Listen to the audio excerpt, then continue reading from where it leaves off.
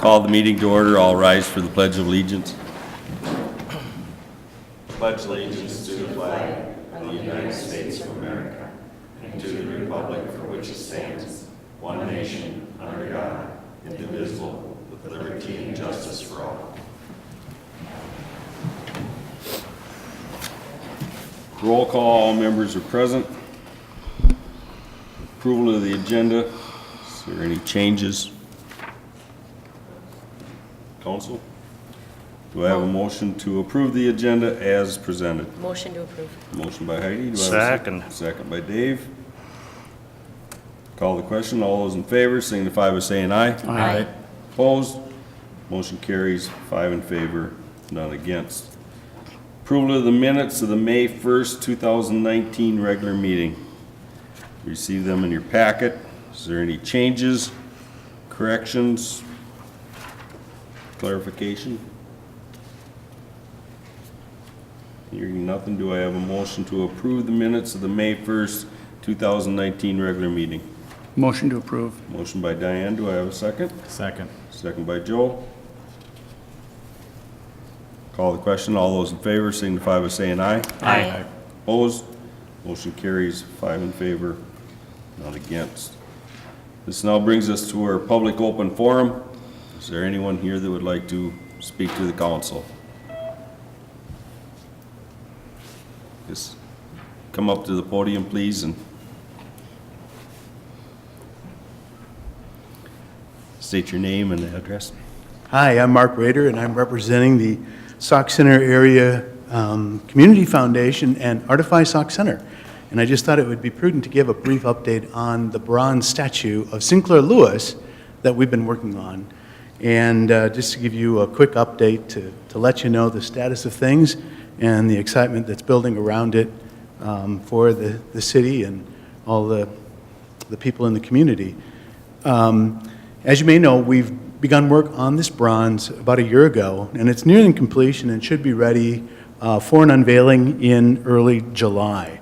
And several of our representatives met with the firm that's producing this bronze statue down in Kimball, Minnesota, and the production of the bronze is progressing well. We're working with the city, and Vicki in particular, and some of the other members of the city staff to prepare the site with ideas and thoughts of things that would be necessary to accommodate a statue of this size, and also its placement for purposes of convenience and shoveling snow and maintaining it. There are other things that we're considering that need to be talked about, such as lighting, walkways, and there are serious concerns that this is something we really want to be a big splash in the city, so we want to do it right, work with the city and make sure that the unveiling, which would transpire just before Sinclair Lewis Days, is something of note within the community. So we're working to have a shoveling, like a ceremony that would transpire at the end of May, early June, with mayor or representatives of the city council, Artify Sauk Center, Friends of the Library, the Sinclair Lewis Foundation, and so forth. And then we would look to have the unveiling about a week or so before Sinclair Lewis Days, with the idea that it would be in place by the time of the weekend festival, and it could be a focal point during the festival. So I just wanted to give a quick update. Mike will be stopping by to visit with you tomorrow, Mike Weiser, and discussing more of some of the logistics relative to its placement. But I just thought it would be helpful for all to have a little bit of an idea of what's happening, and if there's any questions, I would entertain them now. Okay. Thank you. Thanks for the time. Is there anyone else that would like to speak to the council? Is there anyone else that would like to speak to the council? Our public open forum is now closed. We have no public hearings. Brings us to reports and presentations. Police Department monthly report. Brian?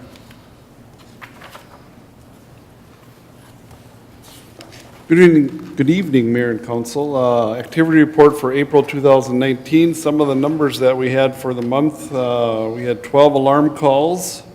We had 23 assists for persons. We did 68 assists for businesses, 29 citizen contacts. We had 15 dog complaints.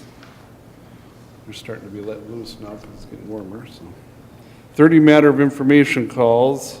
17 medicals, 27 school patrol, 16 suspicious calls. We gave out 277 verbal warnings.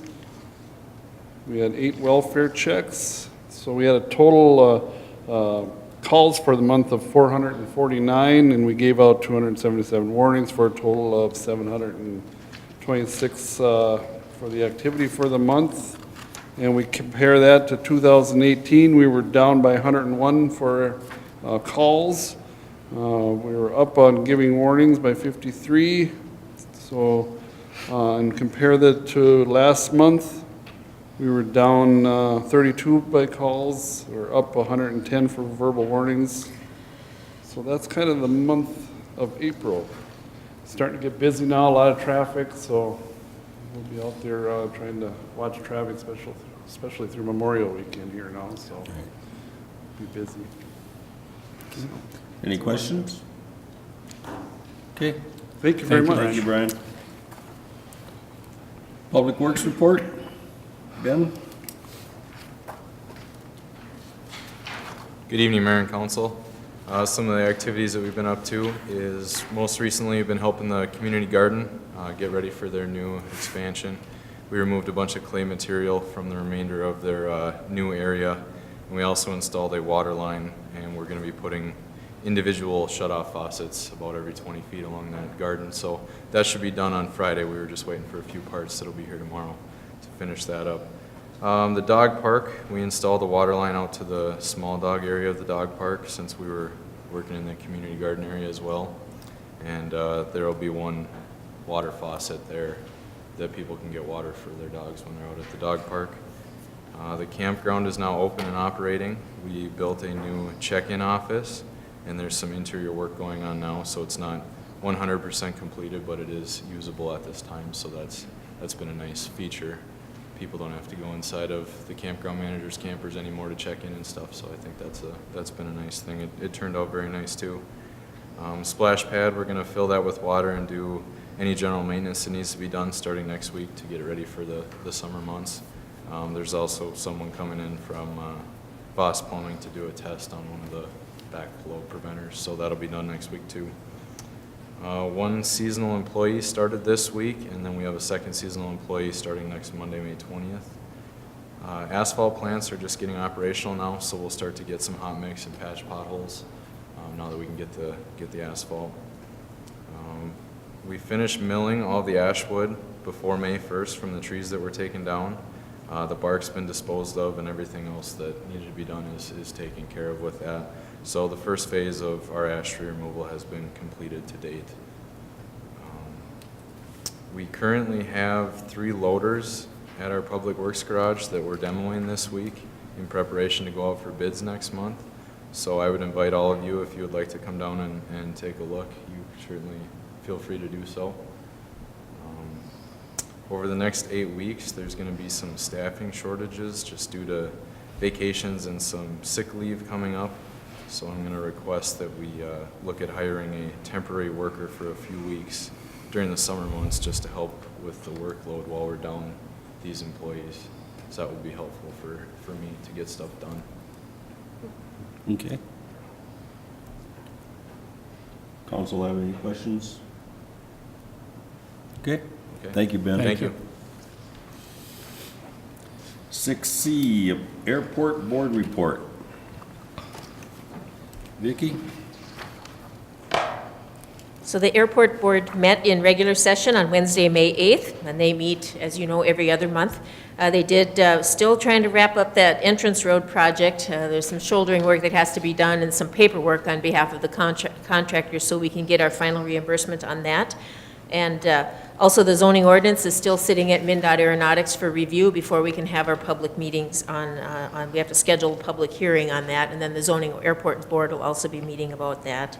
The capital improvement program, the 2020 project, you can see on this sheet that was provided to us by Bolton and Mank that MnDOT will be selecting a project from their reserve funds to be funded, and we're hoping that one of ours is selected, which includes a hangar door replacement and some insulation, and also potential lawn mowing, snow care type equipment. So we'll see if we're selected or not, otherwise there won't be a project for that.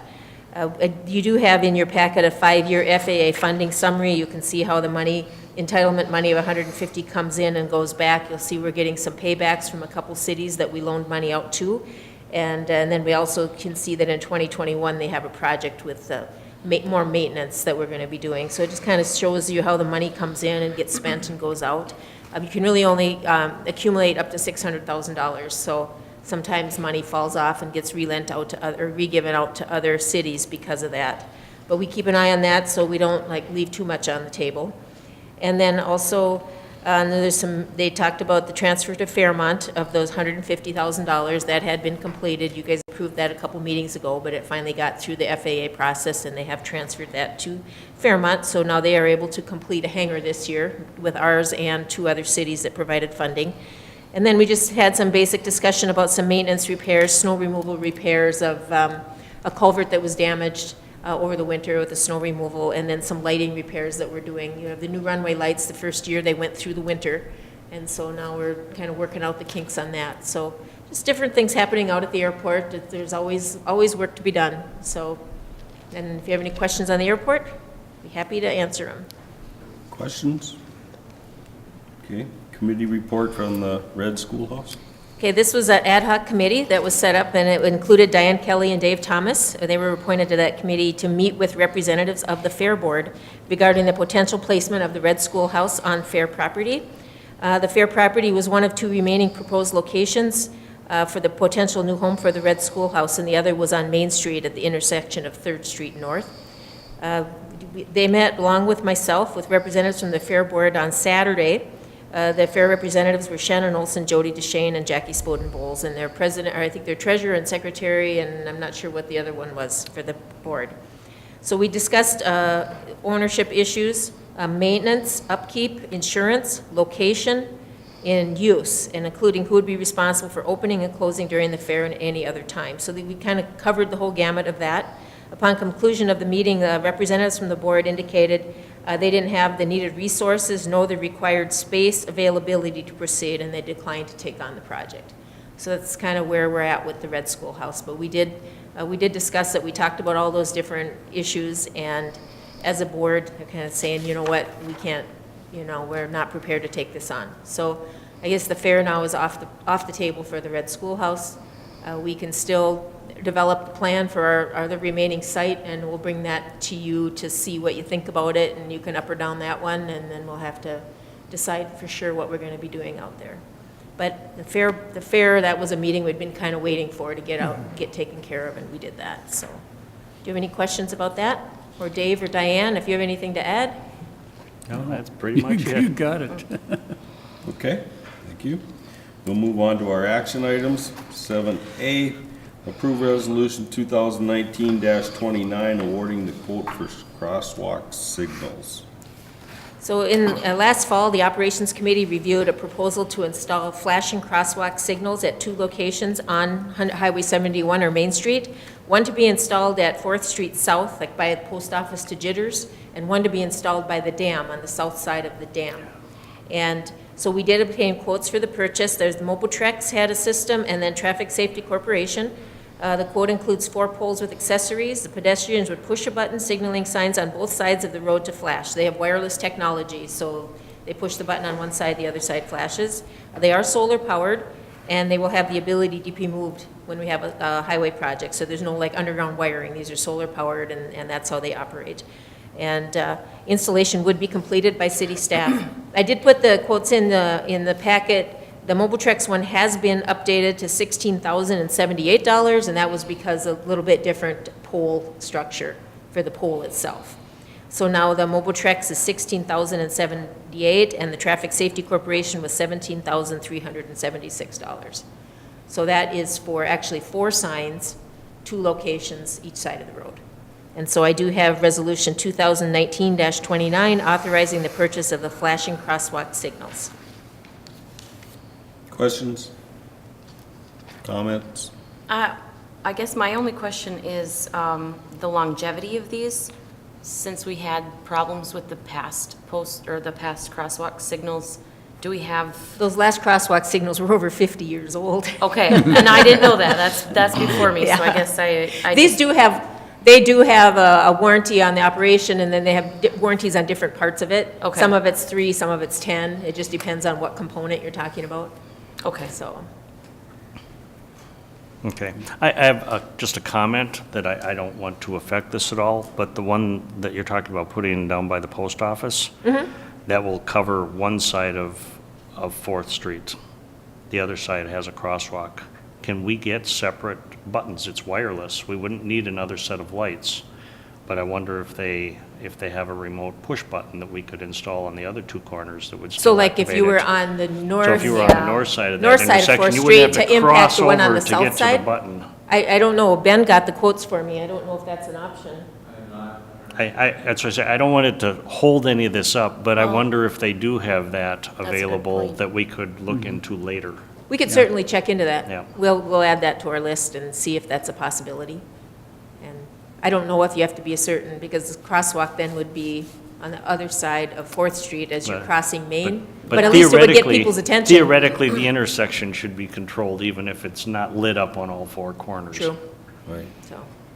And it would give everybody a capability that Yeah, and then trigger, everybody would not have to go across 4th Street just to get to the button, because they probably won't. Yeah. Right. So, and it depends, some people you see more crossing on, we've been paying attention, and like some people will cross more from the post office to Jitter side, and you think, okay, that's where you need to put it. And then the next week you go, nope, they're crossing over from the dentist over to the bestie's place. So it's like, depending on the day, which place they're crossing. right. Okay, any other questions, concerns? So then do we award the bid and then look into the future possibility of these? I mean, That's what I'm suggesting. okay. Award the bid and look at if we can get Okay. remote buttons. It'd be like a change If, order, yeah, just, Okay. yeah, or, Yeah. later on. right? Maybe they don't have them, and maybe a request will make them think, gee, we should do that. I mean, it's all wireless anyway. yeah. Right, so. Okay. Any other comments?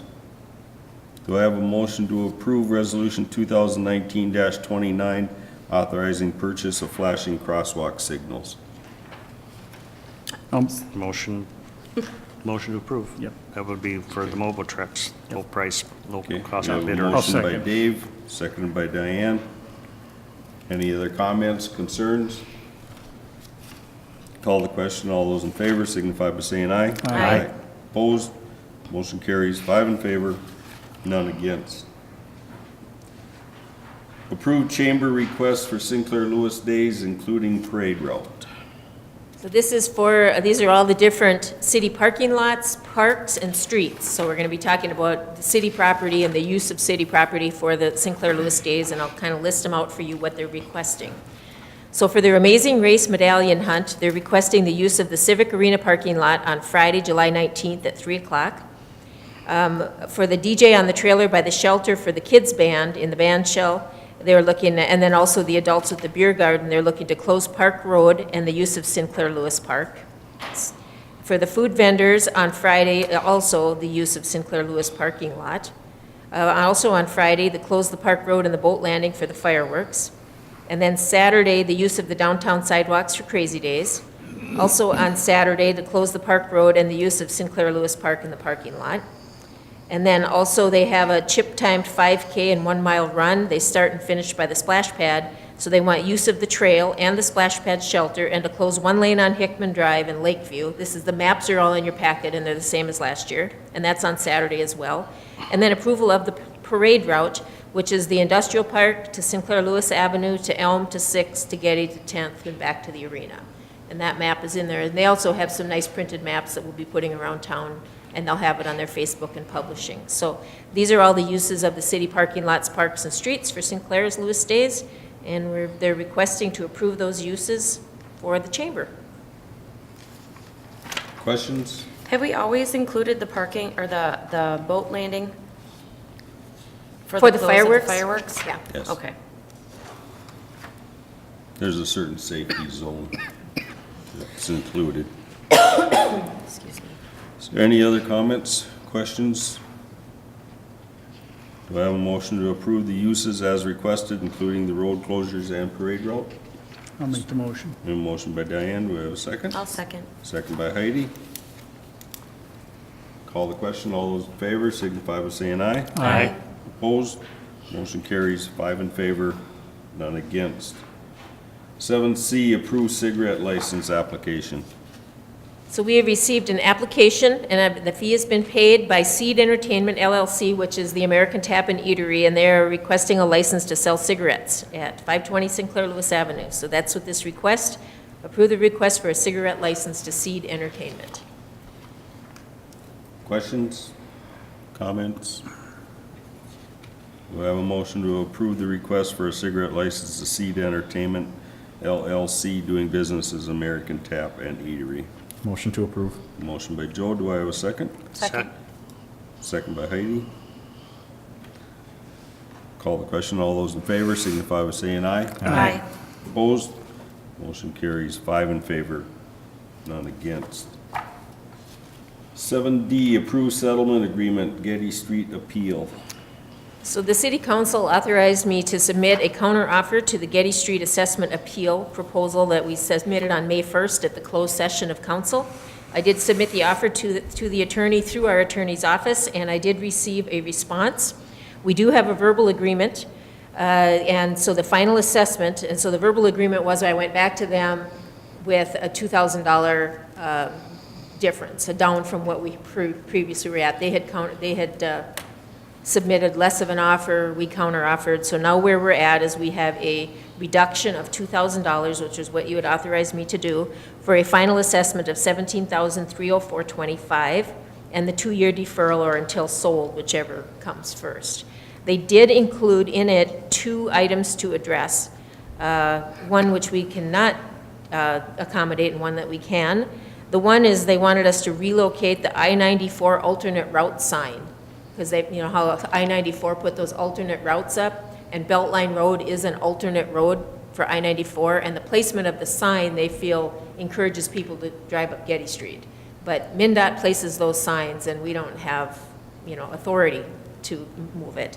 And the second one was that we complete the construction in the retaining wall area, which is what we've been waiting to do anyway. So our attorney got back to their attorney, and they're drafting up the document. And so if the document comes back with these terms, then you would be okay to approve it tonight. If it comes back different, then I would need to bring it back to you. So what we're looking tonight is to approve this final approval, what you had sent me off to do last meeting, I guess. Questions?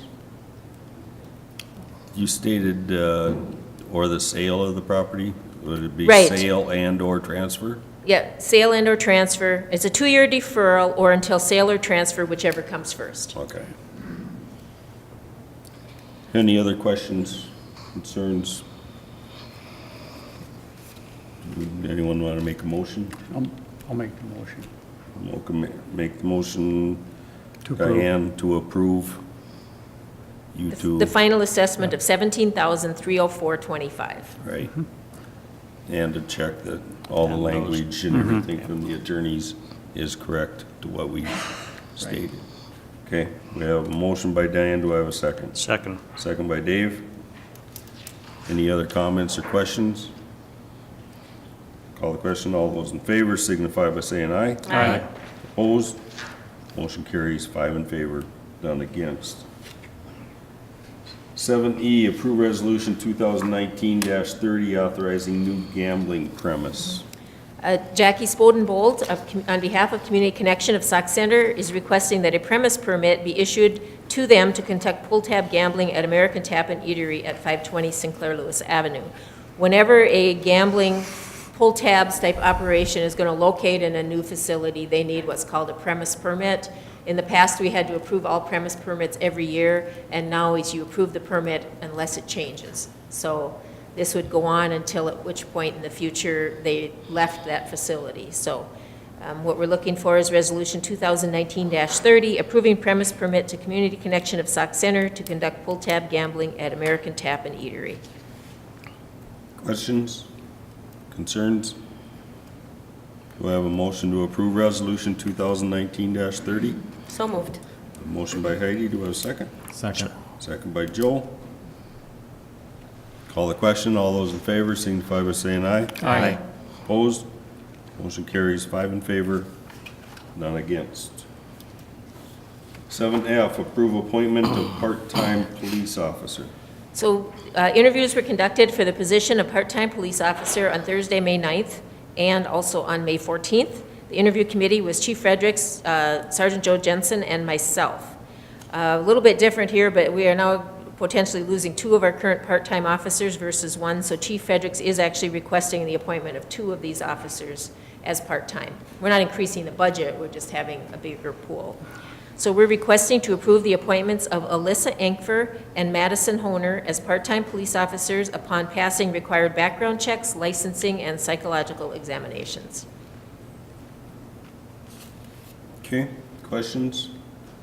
Comments? Do I have a motion to approve the appointment of those 2 individuals as part-time police officers? Motion to approve. Motion by Dave, I'll second. second by Diane. Any other comments or questions? Call the question, all those in favor signify by saying aye. Aye. Opposed? Motion carries 5 in favor, none against. Unfinished business, rental licensing and registration ordinance. So this is just kind of an update. The public informational meeting, as you know, was held on Wednesday, May 8th on a potential rental inspection and licensing program for the city. Invitations were sent to 163 known landlords in renting over 700 rental units. The meeting was well attended. I did do a PowerPoint presentation, and we had quite a bit of question, answer, and comment session. And the general position of the landlords is a concern that there will be a duplication of what they're already doing, those that are having insurance inspections, that the cost could be prohibitive to upgrade units to the minimum standards established by the state, and how the inspection licensing process would work. Several stated costs would be passed on to tenants, potentially pricing them out of their homes. So this is kind of what the concerns were, and you understand that. So following the meeting, information was posted on our website regarding landlord and tenant rights, the city's draft ordinance, the inspection checklist, and a summary of what inspectors would be looking for. Also, several that were in attendance that didn't speak at the meeting either called me or stopped in City Hall the next day encouraging us to proceed. So that was a little different. You know, they were in the audience, they were silent. The policy committee will convene and review the comments taken at the meeting for potential incorporation into the ordinance and will report to the council at a future date on whether or not we should proceed with the program. I also reached out to some other cities that do it, and there was a lot of comments about, well, I'm not wired for GFI, or I don't have these, how do I do this with these older homes? And there are some provisions in there that if it was met the code at the time of the construction, and it's continually maintained and in good repair, there's some exemption things that we could put in the code if we so choose to do it. So to answer some of the concerns that the landlords had, we may have some provisions to do that, but we'll work with that with the policy committee and bring it back to the council. I guess what I'm looking for tonight is just that after being at the meeting, do you want me to continue to proceed? You know, I don't want to, put a lot of work into developing more codes if it's not kind of the general consents to delve into it further. Council's feelings? I think we continue to proceed with the policy committee. I agree. Okay, thank you. Update on the North Project?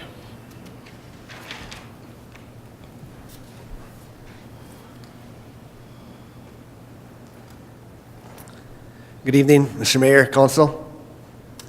We're off to a good start for Phase 2. We're about a month ahead of schedule for last year. Breitbach is currently installing sanitary sewer on Oak Street. They expect to move to water main next week, services after that. In the next probably 2 weeks, I They may jump to Elm Street with the sanitary sewer, and then on June 10th, we're still scheduled to be in the corner at the hospital. School buses have been picking up students along 5th Street and Country Club, both ends, has been working pretty well. So we're kind of keep that schedule for the remaining of the school year, 2 weeks about that's left. The trench in the alley is scheduled to be backfilled this Friday. Then the PUC electric will perform their switchover. So that's wrapping up ahead of schedule actually, which is good. Plenty of time for Brightbach to get in there. We are working with the PUC on some service locations in the alley. There are some of the water services that actually extend beyond the current right-of-way, so we're working with some landowners to move those back to where they should be. The resident Claren Kane had a sewer backup today. She's off Elm Street, so we don't believe that's anything construction related. We actually think it's more maintenance related. She has a large maple tree kind of right over the top of it, so we'll kind of follow up with her on it though. They had the service master and a rotor-rooter there today, so. The golf course ponds have been graded. They need some fine tuning on the black dirt. They actually, we found that they installed a little too thick of black dirt in the bottom of the ponds. So we're gonna have them kind of thin that out so we promote more infiltration as well as the swale. We've been in contact with the clicks on that as well. Hopefully get those seeded soon. And we're working with Ilgen on the completion of those ponds. They're also working with Public Works staff on streetlight revisions on Oak Street, Elm and Country Club. There's been some interest from residents along Oak Street to move some around to make some better lighting. There's some areas where it's a little dark, so maybe improve some lighting along those stretches of the street. So if there's any other questions, feel free. Questions? No. Okay, thank you. Thank you. New business, early voting, 2020 elections. So Stearns County has been working to develop a program allowing for early voting. As you know, we absentee vote through the mail. Early voting is you come in and you vote, and you put your ballot in the machine. So that's early voting. This is similar to the absentee. I mean, you have to go through the whole process of getting your ballot, but then you actually vote it. Some cities in Stearns County, including Sauk Center, will be implementing the program for the 2020 elections, which is just a year from now. There will be the March 3rd, 2020 election, which is the presidential primary, which is the first time Minnesota's ever had a presidential primary. The second would be the primary election on August 11th and the general election on November 3rd. Residents of Sauk Center can begin voting on Tuesday prior to the election. So anytime like 8 to 4:30 when City Hall is open on those days, you will be able to come into City Hall to vote, and also on 10 to 3 on Saturday. And so the city will have, because we have as many staff members as that are trained election judges, that we will be able to kind of utilize those to limit our cost of having this election, but the county will reimburse us for some staffs. This isn't really anything we can approve or deny. This is something that's handed down to us by the county, and we were one of a handful of cities that were selected to do it. So we're kind of a test pilot, and then it'll probably be rolled out to all the cities in the county for the following election once we have the kinks worked out. So kind of informational. A lot of people have been asking about it, and it's an opportunity, I think, to let people vote without having to send it through the mail and making sure their signatures match and all that. And we'll see how it goes. It's just our city of Sauk Center, though. It's not outside the city like the townships at this point. At the next election, that could be a possibility, but for now, it's just us. That's all I have on that. Questions? Okay. This brings us to our consent agenda. We have a schedule of claims, unpaid claims of $45,500.44, paid claims of $21.75, for a total of $45,522.19. There was an adjustment in the schedule of claims, so the numbers are different from what you have. April checks, paid claims payroll of $275,587.20. We have resolution number 2019-31, accepting contributions of $135.04 from the men's card playing group to be allocated to the senior center. Donation of $240 from the Friends of Kevin Fisher for a shade tree donation, and $3,500 from Donald and Janice Spain to be allocated to the police department. And on behalf of the city and the council, I want to thank those people for those donations. We have gambling application for exempt permit request from Sauk Center Lions Club for pull tabs on August 1 through 4, 2019 at the Stearns County Fair. And then every year by June 30th, liquor licenses are up for renewal. To date, the following applicants have the appropriate paperwork completed and fee paid. Listed below are the liquor licensees and license number. They are Next Door Bar and Lounge, Bear Trap, Mustang Bar, Old Course Sauk Center, M&M's Corner Bar, Mezcal LLC, American Tap and Eatery, Elmer Z's, American Legion Post 67, the Palmer House, Westside Liquor, Hartman's Moonshine Shop, Walmart Incorporated, Northside Liquor, and then also every year by June 30th, on-off sale of 3-2 beer licenses are up for renewal. The applicants have the appropriate paperwork completed and fee paid. Those listed are Jitters Java Cafe and Isaac's North Star. And then every year by June 30th, cigarette licenses are up for renewal. And to date, the following applicants have the appropriate paperwork completed and the fee paid.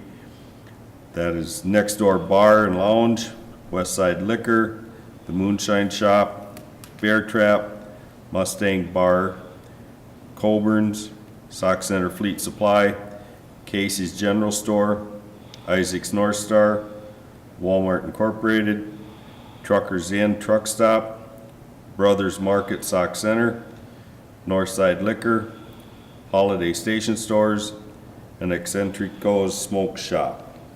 An assembly permit request from Deborah Holt for a Corpus Christi procession to be held on June 23rd, 2019 at Our Lady of Angels. About 200 people are expected to attend. The procession will be from Our Lady of Angels Church down Ash Street to St. Paul's Church and back down Birch Street. Mark Brush from Seed Entertainment LLC, doing business as American Tap and Eatery, has requested to have off-sale added to their liquor license. The fee of $100 has been approved. Is there any questions? I guess I just have two of the liquor licenses that the insurance certificate hasn't been received yet, so it'll be conditional on those Conditional insurance on those. certificates. Well, they're all conditional on the insurance certificates, but we have two of them, we don't have the certificate yet. Okay. Any questions, comments? Do I have a motion to approve the consent calendar as presented? So moved. Motion by Dave, do I have a second? Well, second. Second by Heidi. Call the question, all those in favor signify by saying aye. Aye. Opposed? Motion carries 5 in favor, none against. Informational items. Couple things on informational. Recycling Cleanup Day is this Saturday, May 18th, at the arena. This is in the morning. Then Hazardous Waste Pickup Day is June 12th, 2019, also at the arena. That's Stearns County Household Hazardous Waste actually does that one. We provide the location. Ladies' Night Out is May 16th, tomorrow, up at the arena. The Big Sauk Lake Association Annual Meeting is May 25th at 8 a.m. at the First Lutheran Church. You're invited. We are members of that. The city is, so you're invited to attend. We received our OSHA inspection report when you recall, like a month and a half ago, where we got a surprise inspection from OSHA, and we got a clean bill of health on City Hall, Fire Hall, Ambulance Department, Public Utility. Public Utility was for the training records only. And then on Public Works, we had a GFI outlet that netted us a $525 fine, but it was repaired the next day. And then also, as you know, we had the Emerald Ash Borer meeting last week, and it also was well attended. We continue to add things to our website about that. And then the park board, as the tree board, will be looking to update a policy regarding when you can cut and when you shouldn't, and kind of like best practices for the city of Sauk Center. So you'll be seeing some more happen there. But as Ben said earlier, our phase one, triage was completed and went well, and no injuries. So I guess that's no property damage and no injuries. So that was a good thing to find out right there. And that's all I have. Any questions on the informational items? This brings us to the end of our agenda. Do I have a motion to adjourn? Motion to adjourn. Motion by Dave. I'll second. Second by Joe. Call the question. All those in favor signify by saying aye. Aye. Opposed? Motion carries 5 in favor, none against. Meeting adjourned.